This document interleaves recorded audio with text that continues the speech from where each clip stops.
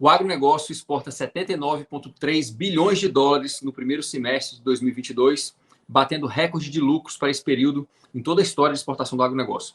Enquanto isso, mais de 33 milhões de brasileiros passam fome. Eu queria saber o que aconteceu com sem o agronegócio, o brasileiro passaria fome.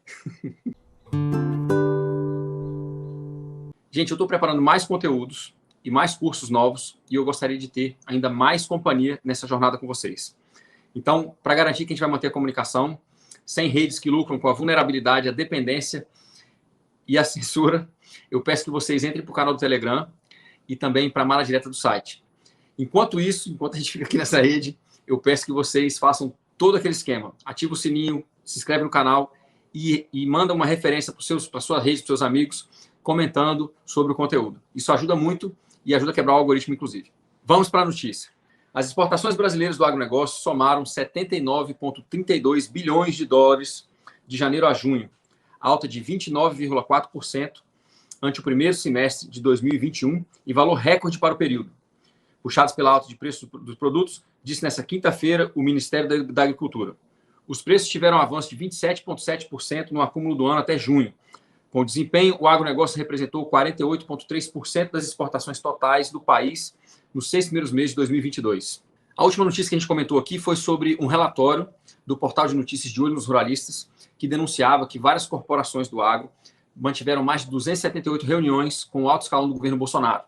Bolsonaro, que foi eleito com aquele mote de campanha: conhecereis a verdade e a verdade vos libertará. O que ele não conta é que essa verdade é que ele queria roubar o seu voto para atuar em benefício das corporações do agro, das armas, das mineradoras. Então, esse verdade vos libertará ficou faltando o que ele, na verdade, quer fazer, que é usar a legitimidade do processo eleitoral para favorecer corporações estrangeiras, a privatização de estatais que dão lucro, a abertura dos territórios indígenas para mineradoras, enfim, transformar as áreas agricultáveis do Brasil numa grande plataforma de escoamento para produtos petroquímicos e de mineração. Já que a verdade liberta, vamos ser transparentes e dizer o seguinte: esse tipo de corrupção, o eufemismo chama de lobby, mas a palavra correta é corrupção, porque as corporações pagam os parlamentares para que eles votem reformas legais, estruturais, econômicas que favoreçam as corporações e não a população que votou nesses parlamentares. Então, o nome correto é corrupção. Mas, enfim, já que, para ser sincero, a gente precisa, para ser libertado, a gente precisa ser sincero, vamos falar o seguinte: esse tipo de corrupção acontece há muito tempo no Brasil. O Fernando Henrique Cardoso acreditava que o Brasil poderia se desenvolver como um celeiro da produção primária do agronegócio sem fazer uma reforma agrária, isso é uma tese dele. De lá para cá, a gente teve 3 turnos e meio do governo PT, onde a gente não teve reformas estruturais, não teve a tão esperada reforma agrária, não teve reformas fiscais, e a gente teve também os banqueiros, o agronegócio, as mineradoras, as construtoras batendo recorde de lucro. É bem verdade que naquele governo a gente não tinha 33 milhões de pessoas passando fome. Nós havíamos saído do mapa da fome. Mas sem as reformas fiscais, agrárias, enfim, estruturais necessárias, não sendo feitas, fica mais fácil para o governo atual desmontar tudo e entregar nas mãos das corporações. Sabe aquela história que diz que o homem que cozinha, que lava o prato e que cuida do asseio da casa é um ser humano funcional e não é um homem especial? Pois é, da mesma maneira, um líder político eleito, que cuida da soberania nacional, que democratiza o ensino, que combate a corrupção e que cuida para que a população não passe fome, não é um presidente especial. É simplesmente um político funcional. Eles deveriam fazer isso, seria o básico. Mas é tão triste ver que no Brasil hoje a gente tem eleito como heróis pessoas que não cumprem mais do que a sua função e que talvez tenham até se lambuzado um pouco em tantos recordes batidos por corporações em tantas áreas também. A gente precisa entender o poder que existe em não outorgarmos a nossa agência, o nosso poder, para políticos que vão atuar num sistema supostamente democrático que já foi sequestrado pela elite financeira. A gente precisa entender e testemunhar o poder do protagonismo coletivo quando a gente atua nas nossas relações imediatas, no território e nas pessoas à nossa volta, com as nossas vocações, fazendo o que a gente pode para mudar o que mais nos incomoda. Essa é a verdadeira revolução e é isso que pode, de fato, descentralizar e distribuir o poder em biorregiões, fazendo com que a gente tenha uma representatividade e uma atuação muito maior nas decisões do território à nossa volta. De volta ao agro, eu quero compartilhar um texto que eu escrevi em 2017 compilando informações de 2 doutores agrônomos agroecólogos, o Miguel Altieri e o Pablo Titonel. Embora o texto tenha sido escrito em 2017, ele continua muito atual e ele revela estatísticas muito interessantes para a gente fazer uma análise do que está acontecendo no Brasil hoje. Entre outras coisas, as informações trazidas pelo Miguel Altieri e pelo Pablo Titonel mostram como o agronegócio não dará conta dos desafios energéticos, ambientais, sociais, econômicos e de soberania alimentar da população. O texto é de 2017, mas o artigo que o Miguel Altieri apresentou em uma conferência é de 2015.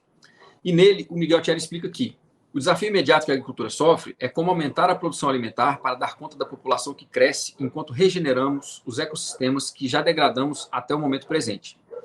Essa virada precisa ser feita usando a mesma quantidade de terra, menos petróleo, menos água, menos nitrogênio e em um cenário regido pelo aquecimento global, conturbações sociais e crise financeira. A situação atual de falta de acesso ao alimento produzido, perda de diversidade biológica, erosão do solo superior e doenças causadas pelo uso de agrotóxicos e alimentos geneticamente modificados, por exemplo, mostram claramente que esse desafio não pode ser vencido pelo modelo de produção do agronegócio. Isso faz parte da palestra do Miguel Altieri de 2015. Ele também explica muito bem como é possível o agro brasileiro bater recorde de lucro enquanto a população tem 33 milhões de pessoas passando fome. A razão pela qual a fome no mundo continua crescendo não é porque não produzimos alimento suficiente. O problema é o acesso à comida e a desigualdade social e econômica. Nos Estados Unidos e na Europa, cada pessoa joga fora, em média, 115 quilos de comida por ano, enquanto aproximadamente 2/3 da população mundial, em países em desenvolvimento, ainda vive na pobreza, ganha menos de $3 por dia e não consegue comprar alimento suficiente para sobreviver.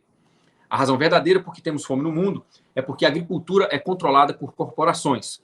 E essas corporações controlam o que e como os produtores devem produzir e o que os consumidores podem consumir. O Miguel Altieri segue detalhando estatísticas que mostram que quem realmente alimenta a população mundial é a agricultura familiar.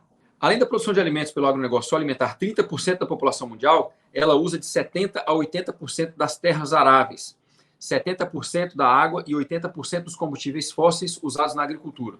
Por essas razões que a gente precisa adotar sistemas alimentares, desde a produção, distribuição e comercialização, que sejam de fato regenerativos, no social, ou seja, com uma reforma agrária e com dignidade para quem vive no campo, no ambiental, regenerando os lugares que já foram degradados até aqui, como Miguel Altieri coloca, e no econômico, fazendo com que o recurso produzido durante esse processo de produção primária fique na economia local, na biorregião aonde o alimento foi produzido. Frente a esses desafios, o Miguel Altieri segue explicando. Sistemas de produção agroecológicos, por exemplo, são resilientes ao aquecimento global e são multifuncionais, provendo serviços ecológicos, sociais, culturais e econômicos. A agroecologia também pode se tornar a base para a criação de sistemas de produção e distribuição locais de alimentos. Na sequência, ele detalha mais estatísticas que nos mostram que a verdade que nos libertará não é do Bolsonaro e do agro. Os pequenos produtores rurais ao redor do mundo, em comparação com o agronegócio, produzem de 50% a 75% da comida que alimenta a população mundial, usando apenas de 25% a 30% da terra arável, 30% da água e 20% dos combustíveis fósseis usados na agricultura. Esses dados, como eu expliquei, são do Miguel Altieri e do Pablo Titonel, de 2014 e 2015. Para dados mais atualizados ou contextualizados para a realidade brasileira, vocês podem ler o livro A Arte de Guardar o Sol, foi escrito pelo Dr. Walter Steinbock, um grande amigo que, inclusive, me deu a honra de prefaciar o livro. Vocês encontram esse livro no site da editora Bambual. O mais importante que o Miguel Altieri segue explicando é que os pequenos produtores rurais que fazem uso de métodos regenerativos, como a agroecologia, por exemplo, são 20 vezes mais energeticamente eficientes do que o agronegócio e os grandes latifúndios. Enquanto o método mais eficiente do agronegócio tem que investir 1 quilocaloria para produzir 1,5 quilocaloria, um pequeno produtor rural investe 1 quilocaloria para produzir 30 quilocalorias de alimento por hectare. Outra informação importante é que enquanto produz grãos, tubérculos, frutas, castanhas, etc., o pequeno produtor rural ainda consegue fornecer proteína animal suficiente para alimentar 34 pessoas por ano por hectare. Nesse tópico do quão importante é fazermos uma transição para uma agricultura orgânica com uma integração animal, para que a gente tenha autonomia nos adubos, para que a gente tenha autonomia na soberania alimentar, eu aconselho vocês a assistirem ou ouvirem um podcast onde eu falo sobre como não fazer uma transição para a agricultura orgânica. Eu comento notícias sobre a revolta no Sri Lanka e as manifestações dos pecuaristas da indústria do laticínio na Holanda. Tendo em vista a rápida diminuição das áreas disponíveis pelos métodos usados pelo agronegócio, o declínio energético já constatado e a eficiência da agricultura familiar, fica evidente que a gente precisa usar gestão e métodos regenerativos em pequenas propriedades que formam uma grande escala biorregional distribuídas em um território, agindo em cooperação. O gerenciamento holístico, a permacultura, a agroecologia, as agroflorestas sucessionais são exemplos de modelos de gestão e práticas verdadeiramente regenerativos que a gente pode usar em conjunto com uma reforma agrária bem planejada, onde a produção é distribuída, coordenada em cooperativas biorregionais. É isso. A gente não precisa reformar sistemas alimentares que foram criados para beneficiar o agro. A gente precisa criar novos sistemas alimentares que sejam baseados na soberania alimentar, na regeneração ambiental e na regeneração da economia local. Da mesma maneira, adianta muito pouco a gente tentar reformar um sistema político onde a representatividade já foi sequestrada por corporações. É muito pouco energeticamente eficiente. É muito mais energeticamente eficiente a gente atuar nas nossas relações humanas e no território imediato, criando as soluções que a gente quer ver no mundo, e talvez com um pouco de excedente de tempo e energia, a gente coloque um pouco de voto aí para esse sistema aí. Mas o mais importante é a gente não outorgar a nossa agência e o nosso poder e usar ele no dia a dia, nas mudanças que a gente precisa ver, nas relações imediatas com o território e com as pessoas que nos cercam. Inclusive, fazendo um plug aqui de campanha, se você mora nas cidades e você quer companhia e conhecimento para planejar uma transição, ou mesmo para continuar vivendo dentro dos centros urbanos, mas com muito mais conhecimento, com muito mais impacto positivo no suprimento do seu alimento, da sua moradia, da sua água, da sua vestimenta, eu estou fazendo um curso para vocês e eu vou lançar em breve. Fica de olho nas minhas redes que vocês vão ver o lançamento desse curso. Se você está interessado em um modelo de gestão que assegura ao mesmo tempo as suas qualidades de vida, a sua dignidade, a regeneração dos lugares onde a gente mora e cria nossa viabilidade econômica e produz nossos alimentos, o curso Tomada de Decisão Holística é para você. Você encontra também o link na descrição desse vídeo e nas minhas redes. Mais uma vez, eu peço que vocês me ajudem a quebrar um pouquinho do algoritmo. O que quebra o algoritmo com força é vocês espalhando o conteúdo, comentando e mandando para os seus contatos com a recomendação do trabalho. Se você não assistiu ainda, volta e assiste Como Não Fazer uma Transição para uma Agricultura Orgânica e o agro e as corporações que roubam seu voto. Vai estar aqui em algum lugar da caixinha aqui, clica e assiste esses vídeos de novo. Compartilha, porque é o boca a boca que quebra o algoritmo. Um abraço, obrigado.